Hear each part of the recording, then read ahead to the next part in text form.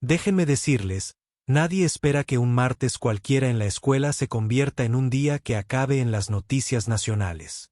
Pero si alguna vez han visto lo que sucede cuando la arrogancia se encuentra con la persona equivocada en el momento equivocado, bueno, ya saben a qué me refiero. Así fue como sucedió todo en la Academia Lincoln Charter, el tipo de lugar que lleva su orgullo por Morrison como una insignia de honor y donde el fútbol americano es prácticamente una religión.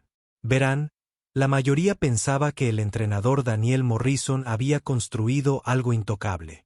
3 títulos estatales, un pueblo que lo adoraba, una junta escolar que se sometía a todos sus deseos, pero nadie se preguntó realmente quién había sido aplastado en el camino ni qué se necesitaba para que todo se derrumbara.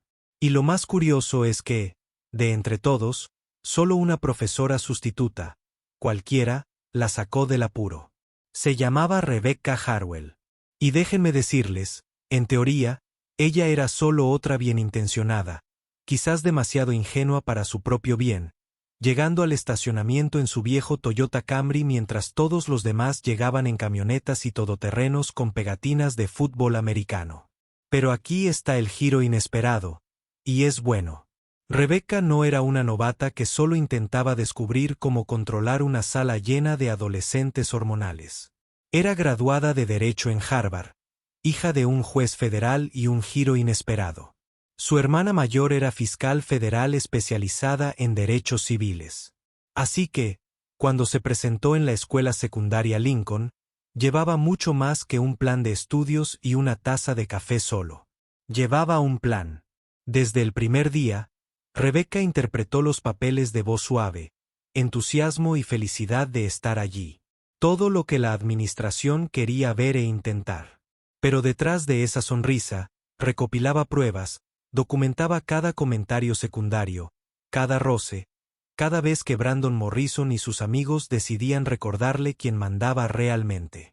Brandon, por cierto, es hijo del entrenador Morrison, el tipo de chico que había tenido todas las oportunidades posibles y había aprendido las lecciones equivocadas. No era solo él. Tenía a su equipo, Jake y Tyler, ambos de familias que prácticamente poseían partes de la escuela. Convirtieron el acoso en un deporte de equipo. Y durante años, a cualquiera que se opusiera, especialmente a las mujeres, lo expulsaban o lo clausuraban, y las quejas se archivaban y se olvidaban. Lo que nadie en Lincoln Charter sabía, ni la junta, ni los padres, y mucho menos el entrenador Morrison, era que el teléfono de Rebecca no era solo un teléfono.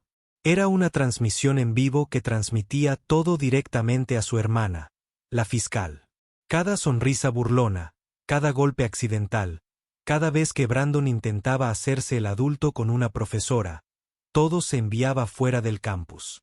Encriptado, documentado y listo para explotar. Se construyó lentamente, como suelen hacer estas cosas. La primera semana, Brandon probó con esos comentarios que parecen inofensivos como excusa, pero no lo son. Ya sabes, nos mantienes organizados. La señorita Harwell tenía una presencia imponente. Todo sonrisas y risitas de sus amigos. La segunda semana, el espacio alrededor de Rebecca se hizo más pequeño. Una mano rozándole el brazo por aquí, una excusa para acercarse. Por allá. Ella lo manejó todo con ese aire tranquilo y profesional, pero las grabaciones seguían acumulándose. Pero para la tercera semana, Brandon decidió que era hora de intensificar la situación. La acorraló en la sala de equipos e intentó que pareciera otra charla de coqueteo. Sabes, creo que hay cosas que podrías enseñarme que no están en ningún libro de texto.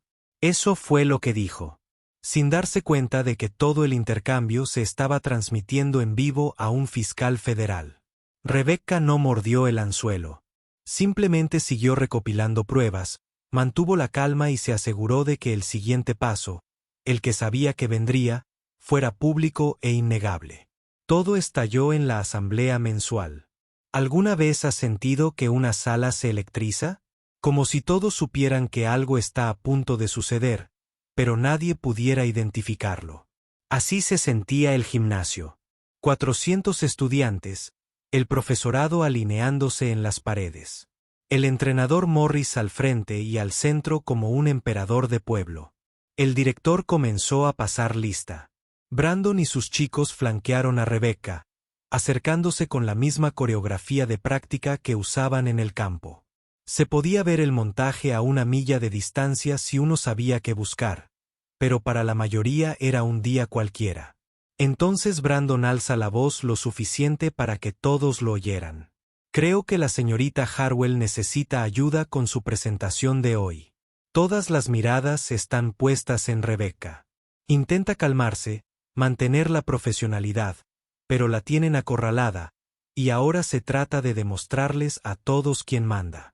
Brandon le agarra la camisa, la abre ahí mismo delante de todos, y de repente, todo el gimnasio queda en silencio. Nadie respira. Un par de risitas nerviosas que se apagan enseguida. Y aquí es donde todo cambia.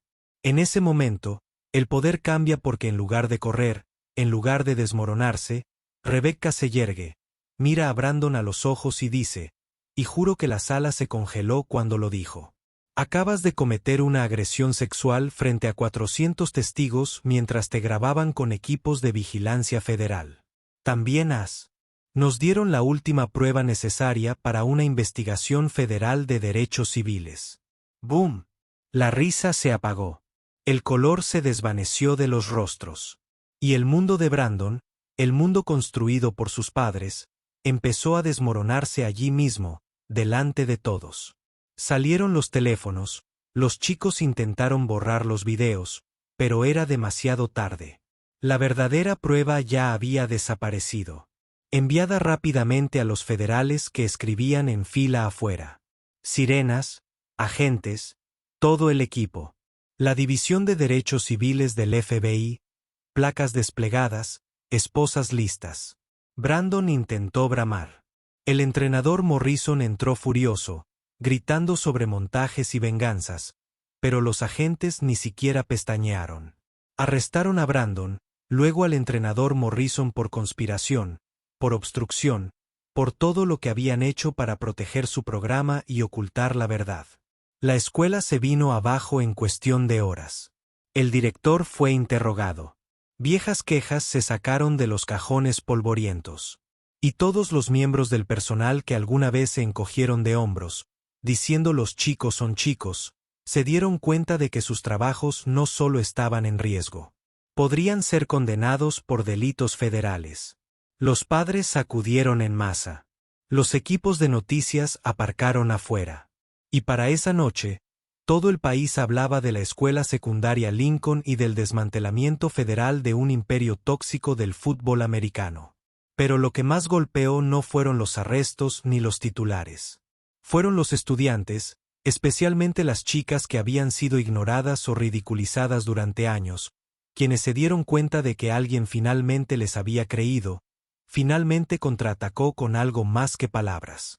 María Rodríguez, una estudiante de penúltimo año que había pasado 2 años temiendo la escuela, se acercó a Rebecca con lágrimas en los ojos. Nunca pensé que a alguien le importara lo suficiente como para ayudar, dijo. Ese es el tipo de cosas que se te quedan grabadas. La supervisión federal cayó como un martillo. Nuevas políticas, nuevo liderazgo, sistemas de denuncia reales, líneas directas anónimas, consecuencias reales. La cultura de la escuela cambió no de la noche a la mañana, pero sí lo suficientemente rápido como para que todos lo notaran. Brandon cumplió 5 años en una prisión federal. El entrenador Morrison, más. Todos los administradores que encubrieron los hechos fueron despachados. Rebecca convirtió su trabajo en Lincoln Charter en un modelo nacional, fundó una fundación y escribió el libro sobre cómo combatir el acoso institucional. María se convirtió en fiscal, especializándose en derechos civiles. Así que, sí, durante todos esos años los acosadores pensaron que podían salirse con la suya, que ese privilegio era un escudo. Bueno, resulta que solo se necesitó una persona que supiera cómo funcionaba el sistema y tuviera el coraje de llevarlo a cabo. Algunos dicen que la justicia es lenta o que nunca se aplica. Pero ese día en el gimnasio demostró lo contrario. Y ahora, Cada vez que alguien en una escuela intenta encubrir la próxima broma, saben que podría haber ojos federales vigilando. Ahora, tengo que preguntarles si vieran algo así. ¿Darían un paso al frente o harían la vista gorda? ¿Cuál es su opinión? ¿Es culpa del sistema, de los padres o de algunos indeseables?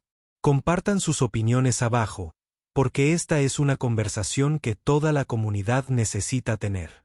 Y tal vez, solo tal vez, su voz sea la que finalmente incline la balanza hacia la justicia real.